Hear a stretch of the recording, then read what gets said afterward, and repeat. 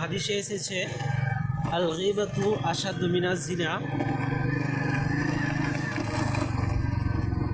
রাসূল সাল্লাল্লাহু আলাইহি ওয়াসাল্লাম বলেছেন, গীবত এমন মারাত্মক গুনাহ যেটা জিনার থেকে অনেক বড়।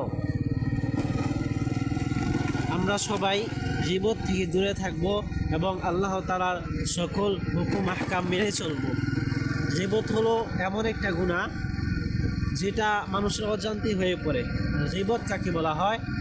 গীবত বলা হয় যে আমি আপনার অগোচরে, অর্থাৎ আপনি জানেন না যে আমি আপনার নামে কিছু কথা বলতেছি, যেগুলো শুনলে আপনি মন খারাপ করবেন, সেই কথাগুলো আমি অন্যজনকে বলতেছি আপনার কথা, সেটাকেই বলা হয় গীবত। আমরা সবাই গীবত থেকে দূরে থাকব এবং সবাই আল্লাহ তাআলার হুকুম আহকাম মেনে চলব। আজকে এই পর্যন্তই, ইনশাআল্লাহ কালকে আবার দেখা হবে